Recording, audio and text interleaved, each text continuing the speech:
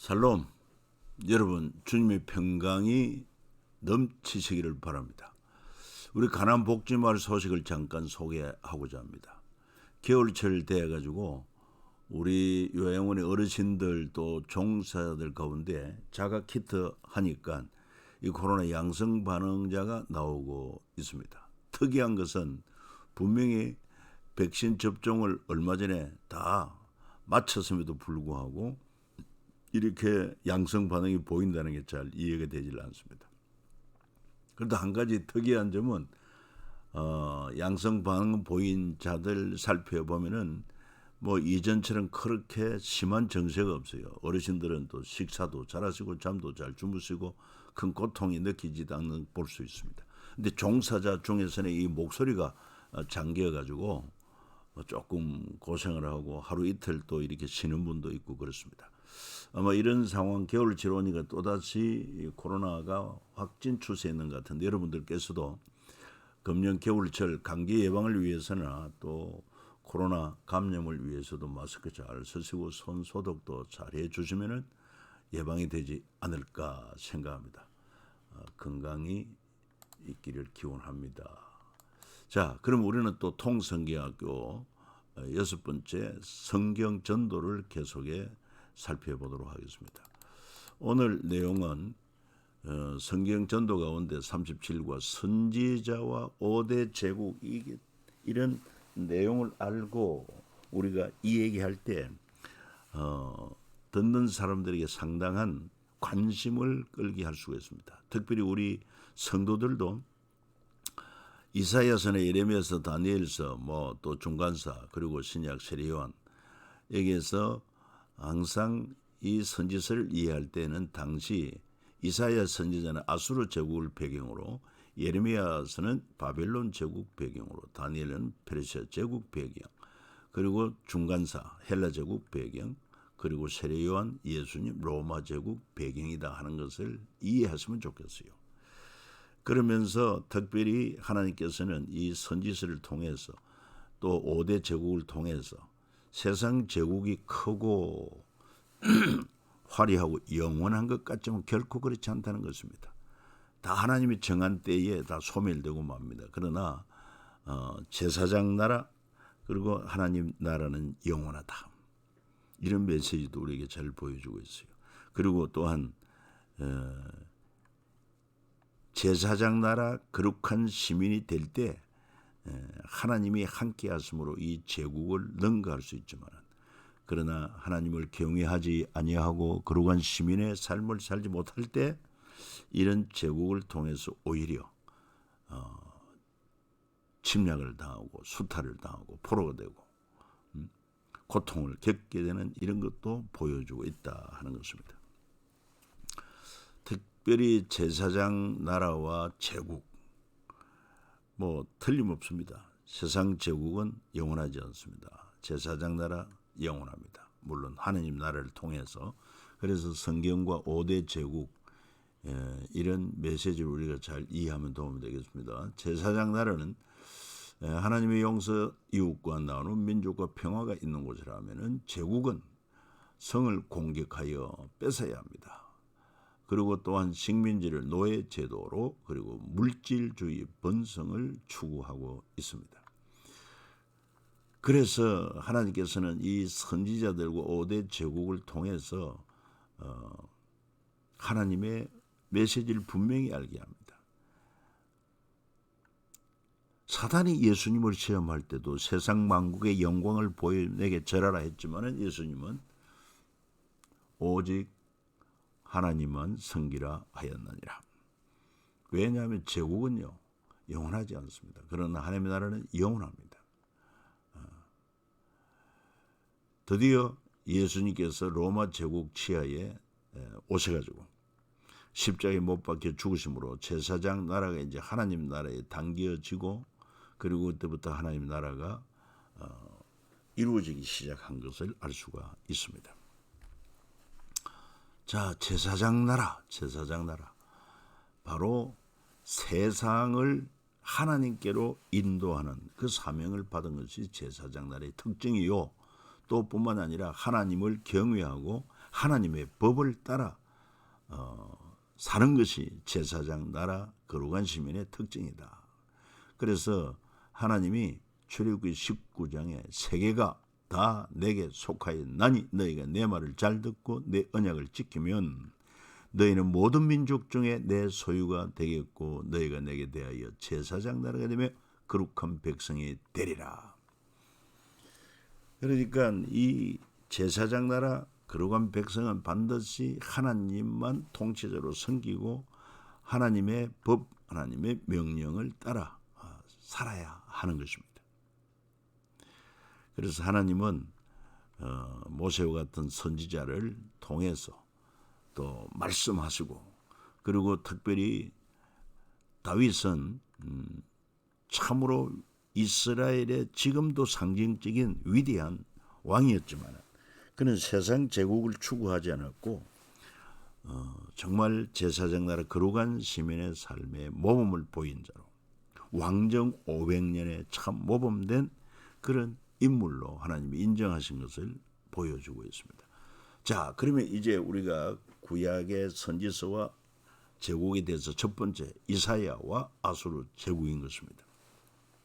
우리 이사야 방대한 내용 66장을 제대로 이해하려고 하면 배경 아수르 제국을 알아야 됩니다. 아수르 제국은 알다시피 북이스라엘을 멸망시킨 제국 아닙니까? 그리고 또한 남쪽 유다까지 침공하여 유다를 멸하려고 했을 때 그때 히스기야와 요사밧 왕의 기도로 말미암아 하룻밤에 아수르 군사 18만 5천 명이 죽고 퇴각하고 맙니다. 뭘 보여주고 있습니까? 아수르 제국이 그 당시 세상적으로는 강대한 힘을 가졌지만 하나님이 함께 하실 때, 하나님이 역사하실 때 제사장 나라가 얼마나 강하고 위대한가 하는 것을 보여주고 있습니다. 제국의 힘은 군사와 무기라고 하면은, 그러나 제사장 나라의 파워는 하나님이 함께 하시고 하나님의 법을 따라 사는 거룩함에 있다. 그래서 아수르 제국이 제사장 나라를 이길 수 없다고 하는 것을 잘 보여주고 있습니다. 특히 선지자 이사야는 이사야서에서 아수르 제국을 50회 이상 언급했는데 그 이유는 제사장 나라 때문이다. 제국 대비 그리고 제사장 나라. 성경에 보면 아수르 제국에 대한 내용들이 많이 나옵니다. 그리고 또한 제사장 나라, 그거는 바로 하나님을 경외하여 하나님의 법대로 사는 그 길이 제사장 나라의 길이다. 또 아수르 제국은 항상 물질을 중시합니다. 은 300달란트, 금 30달란트를 정하여 히스기야 왕에게 내게 합니다. 그때 히스기야가 아수르 왕에게 요구를 들어줍니다. 그러나 이것은 사실은 히스기야의 뭐라고 그럴까 실수이기도 하죠. 정말 하나님의 전적으로 의지할 때 승리하는 것을 확신을 못했기 때문에 그렇습니다. 제사장 나라의 중심은 항상 제사장과 레위인이 있다 하는 것도 기억하셔야 됩니다. 예레미야서를 보면 예레미야서도 52장인데 상당히 방대한데 예레미야서는 바벨론 제국이 또한 역사적인 바탕을 이루고 이해해야 한다. 예레미야도 그 책에서 바벨론 제국을 200회 이상에 언급했다. 왜 그러냐? 제사장 나라 때문이다. 그래서 바벨론 제국에서 물론 아수르 제국이 망하고 바벨론 제국이 들어섰습니다마는 바벨론 제국을 지향할 것이냐 계속해서 제사장 나라를 지향할 것이냐 두말할 것도 없이 우리는 제사장 나라 거룩한 시민의 길로 걸어야 할 것을 말씀하고 있습니다. 그래서 제사장 나라 물론 그건 뭐 두말할 것도 없이 제사장들 중 hil기야의 아들 예레미야의 말이라 이렇게 하면서 이 제사장 나라를 보여주고 있고 바벨론 제국은 특별히 내종 바벨론의 왕 느부갓네살, 이 바벨론이라는 말과 느부갓네살의 말이 많이 나옵니다. 어느 쪽이 강하냐? 철저하게 제사장 나라 거룩한 시민을 살고 하나님의 통치를 받으면 제국을 능가합니다. 그러나 그렇지 못하면 제국에게 포로되고 종이 되고 만다. 그래서 제사장 나라 백성으로는 반드시 하나님의 법도를 따라 살아야 되는데, 그래서 만일 너희가 나를 순종치 않고 안식일을 거룩되게 아니하여 안식일에 짐지고 예루살렘 문으로 들어오면 내가 성문에 불을 내어 예루살렘 궁전을 삼키게 하려니 그 불이 꺼지지 아니하리라. 이 바로 하나님이 이렇게 징계하신다는 것입니다. 바벨론에 넘긴다는 것입니다. 그래서 세상 제국은 사실 어떻게 보면 하나님의 채찍의 도구다, 이렇게 보면 돼요. 여러분, 채찍은 자녀를 양육함에 있어서 때로는 채찍이 필요합니다. 사랑하는 자녀가 잘못하면은 채찍질을 하지만은 그러나 실제로 채찍은 버립니다. 왜 그렇습니까? 그거는 하나의 도구에 불과하기 때문이고, 그리고 비단 그 도구로서 내 사랑하는 자녀를 채찍질했지만은 아픔이 있지만은 그 아픔을 통해서 결국은 하나님의 자녀로 온전하고 거룩하게 세우기 위한 하나님의 섭리가 있다 하는 것입니다. 그래서 나중에 이 유다가 바빌론의 포로가 되었을 때 예레미야를 통해서 하나님 말씀하십니다. 너희가 거기 번성하고 줄어들지 아니하게 하는 너희는 내가 사로잡혀 가게 한 그 성읍의 평안을 구하고 그를 위하여 여호와께 기도하라. 이는 그 성읍이 평안하면 너희도 평안할 것임이라. 그리고 때가 차면은 70년 포로긴 하나님이 작정한 때가 참고 잘 인내하고 제사장 나라 거룩한 시민의 삶을 회복하면 반드시 하나님이 또한 회복시키신다. 자, 그 다음에 다니엘서를 읽을 때 다니엘과 페르시아 제국을 우리가 바르게 이해할 필요가 있습니다. 선지자 다니엘은 그의 책에서 페르시아 제국을 20회 이상 언급하고 있습니다. 왜? 제사장 나라 대비되기 때문에 그렇습니다. 제사장 나라에 대해서는 이렇게 언급하고 온 이스라엘이 주의 율법을 범하고 치우쳐가서 주의 목소리를 듣지 아니하였으므로 이 저주가 우리에게 내렸으되 곧 하나님의 종 모세 율법에 기록된 맹세대로 되어사오니 이는 우리가 주께 범죄하였음이니이다. 그렇습니다. 다니엘은 페르시아 파사 제국의 1차 바벨론 제국에 끌려갔지만은 바벨론 제국에서도 바로 하나님의 나라 거룩한 시민이 얼마나 위대한가 하는 것을 보여준 인물이 다니엘이고, 그리고 바벨론이 또한 페르시아에 망하고 난 이후에도 이 다니엘의 영성과 탁월한 리더십을 파사왕 고레스가 알고 그를 중용하게 되는 것을 알 수 있습니다. 그래서 그렇다고 해서 다니엘은 바벨론 제국이나 페르시아 제국을 그는 절대 가치로 삼지 않습니다. 그 가운데서도 그는 제사장 나라, 거룩한 시민, 이걸 잃지 않고 있습니다. 하나님을 경외하는 것을 더욱더 우선시했다. 그래서 하나님께서 그 제국 치하에서도 다니엘을 통해서 강력한 하나님의 역사를 보여주고 세상의 통치자 다리오가 그 앞에 절할 만큼 놀라운 하나님의 역사를 나타내지 않습니다. 당시 페르시아 제국 메대족 속 아수르의 아들 다리오 갈대아 나라 왕으로 시험받던 첫째 그 통치 원년에 나 다니엘의 책을 통해 여호와께서 말씀으로 선지자 예레미야에게 알려주신 그 연수를 깨달았다. 그러니까 70년 작정한 70년의 참여는 포로에서 귀환하게 될 것이다. 그리고 실제로 이제 페르시아에 의해서 바빌론이 무너지고 파사왕 고레스가 성령의 감동을 받아가지고 유대인들은 예루살렘으로 돌아가 성전을 건축하라 칙령을 내리고 모든 성전 기명도 다 돌려주게 되지 않습니까? 하나님의 살아계신 역사입니다. 그리고 페르시아 제국 때 이 느헤미야 2장 6절에 보면은 왕이 아닥사스다 왕이 누굽니까? 느헤미야에게 말하기를 네가 몇 날에 다녀올 길이고 어느 때 돌아오겠느냐 왕이 나를 보내기를 좋게 여기시기로. 그러니까 사실은 이 당시 느헤미야 때는 말이죠. 예루살렘 성전은 1차 포로기한 자들이 스룹바벨 성전을 세웠고, 그러나 아직도 성이 회파된 상태로, 성문은 불탄 상태로 있는 것을 알고 그걸 위해 기도하다가 왕의 허락을 받아서 이제 성벽 재건을 위해서 느헤미야가 가지 않습니까? 페르시아 제국으로 만족하지 않습니다. 페르시아 제국의 왕의 술 맡은 간원으로 있으면서도 결국 그 마음속에는 바로 하나님의 나라, 제사장 나라 관심을 가지고 있었다.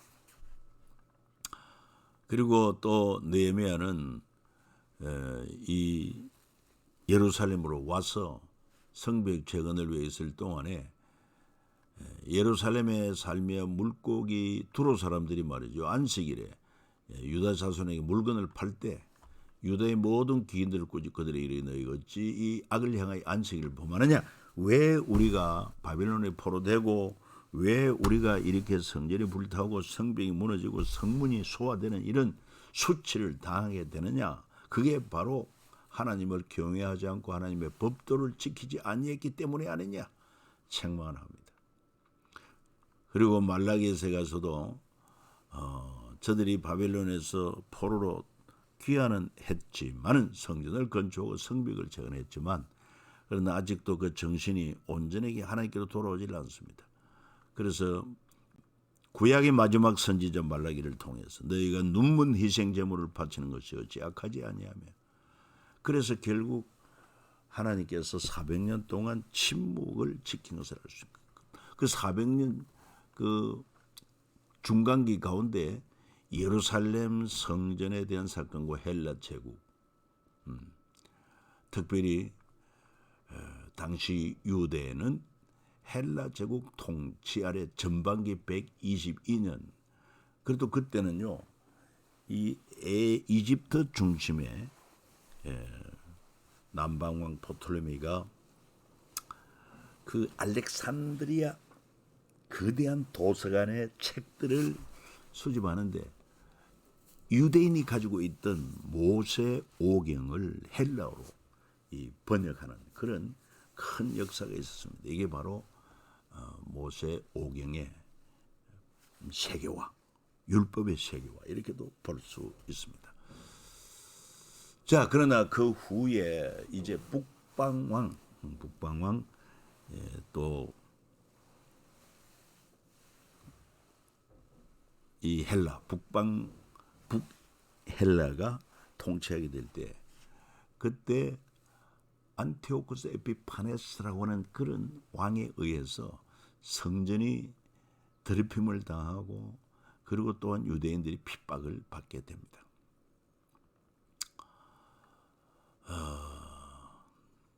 그리고 이제 또 신약 시대 들어와서 보면은 초대교회 사도행전 6장에 헬라파 유대인들이 자기 가부들이 매일 구제에 빠짐으로 헬라파 이런 말이 나오는데, 이 헬라파라는 게 또 뭐냐? 그래서 이 중간기 시대의 헬라 제국을 알지 못하면은 헬라파라는 말도 이해 안 가고 수전제라는 말도 이해하기가 어려운 것입니다.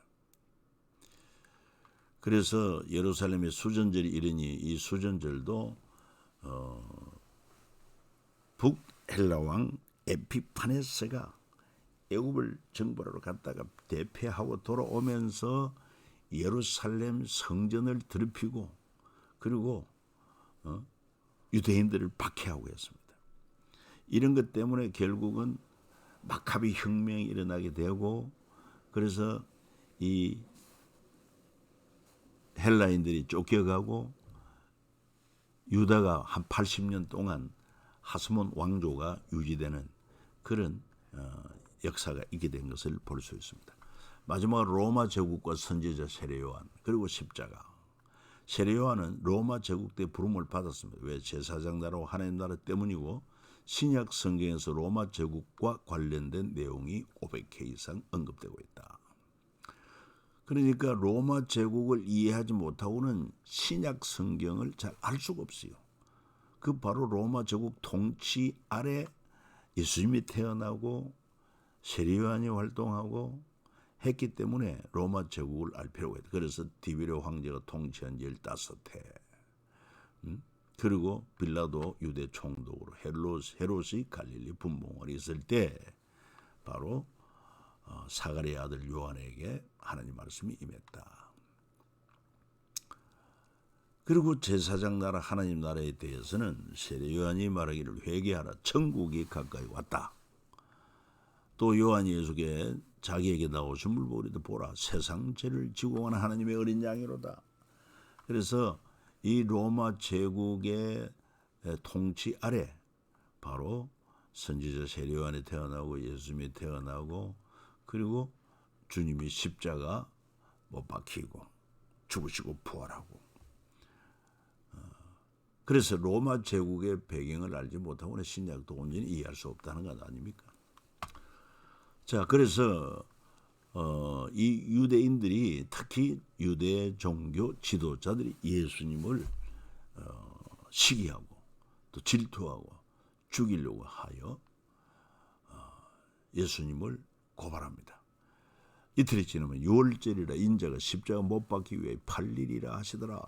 새벽에 모든 대제사장과 백성의 장로들이 예수를 죽이려 함께 의논하고 결박하여 끌고 빌라도 총독 빌라도에게 넘겨주니라.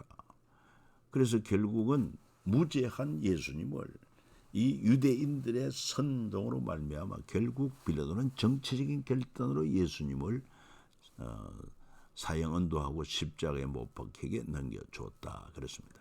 이런 모든 성경의 배경에도 이 총독이 나오고 할 때 바로 당시 로마 제국의 통치 아래 있었던 그런 역사적 배경이 있기 때문에 로마 제국도 이해해야 합니다. 자, 그러나 로마 제국이 이처럼 구주 예수 그리스도 십자가에 못 박아 죽이게 함으로 유대인들의 요구도 들어주고 예수님이 끝난 줄 알지만은, 영원히 로마 제국이 참으로 영원한 줄 알지만은 그렇지 않습니다. 세상 제국 영원한 게 아닙니다. 이미 다니엘서를 통해 보여주지 않았습니까? 큰 신상, 머리는 정금, 그리고 가슴과 팔은 은이요, 배와 넓적다리는 노수요, 종아리는 철이요, 발은 철과 흙으로 되어 있다. 그런데 떠인 돌이 날아와서 신상을 때렸을 때 신상은 깨어져 온데간데 없고, 그 신상을 때린 돌이 태사무더기를 이루는데 이것을 해석하지 않았습니까? 그 신상은 정금으로 된 머리는 바빌론 제국이요, 그 다음에는 페르시아, 헬라, 로마 제국인데, 그러나 그런 세상 제국 때 떠인 돌, 바로 하나님의 아들 예수 그리스도의 재림으로 말미암아 결국 세상은 다 종말을 고하고 이 재림한 주님의 나라가 영원한 나라가 될 것이다. 그걸 말씀하죠. 그래서 제사장 나라, 하나님 나라가 이제 예수님이 십자가 죽으심으로 제사장 나라 하나님 나라로 전환이 된다. 그래서 예수님께서 12제자 데리시고 이르되 보라, 우리가 예루살렘으로 올라가노니 선지자들을 통하여 기록된 모든 것이 인자에게 응하리라. 그러니까 구약의 선지자들이 말한 그 모든 것들이 예수 그리스도를 통해서 다 성취가 되고, 그래서 하나님 나라가 열리게 되는 것입니다. 그리고 이제 구약의 모든 제사 제도가 예수의 십자가 구속으로 다 완성이 되고요.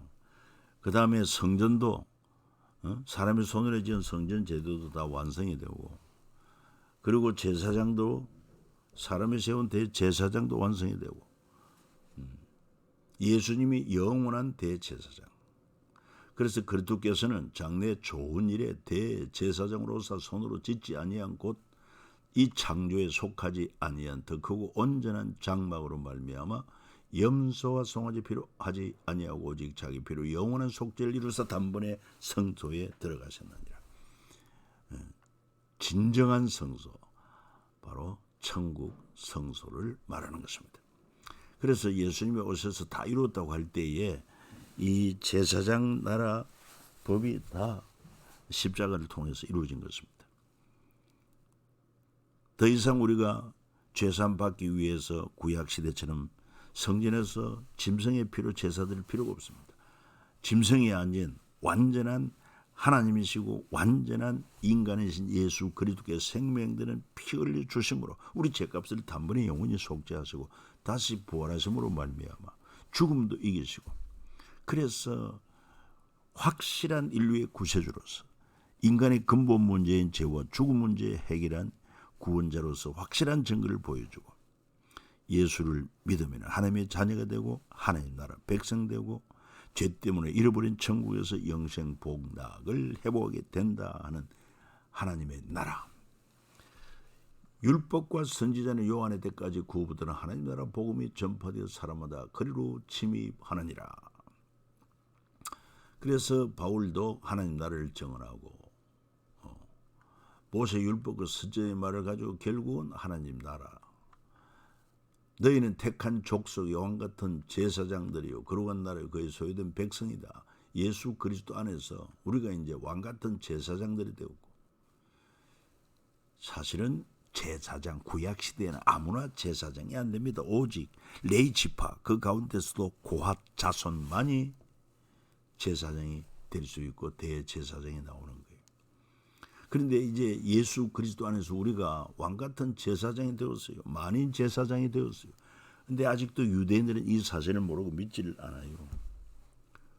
그래서 오늘 저와 여러분들이 제사장이 되어가지고 해야 할 일은 뭡니까? 제사장의 역할은 범죄한 인간이 거룩한 하나님과 만나는 죄 사함을 받고 하나님과 관계가 회복되는 그 역할을 집례하는 자가 제사장. 오늘 우리는 다른 무엇으로 인간의 죄를 속죄하는 집례를 할 수 있습니까?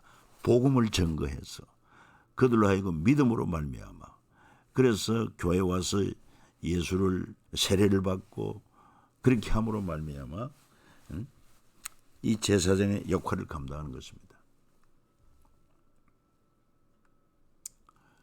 예수 그리스도 중 바울은 사도로 부르심을 받고 그 깊으신 뜻대로 우리를 예정하사 그리스도로 말미암아 자기 아들들이 되게 하소서. 이는 그가 사랑하는 자 안에서 우리에게 거저 주시는 그 은혜의 영광을 찬송하게 하려는 것이라.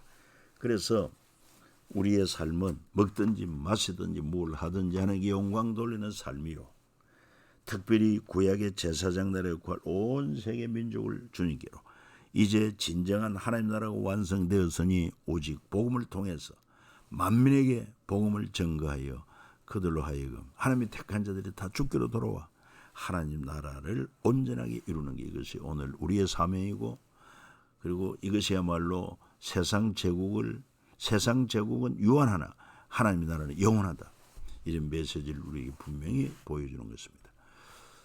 여러분 감사합니다. 특별히 교재를 잘 읽어주시면 도움이 될 것입니다.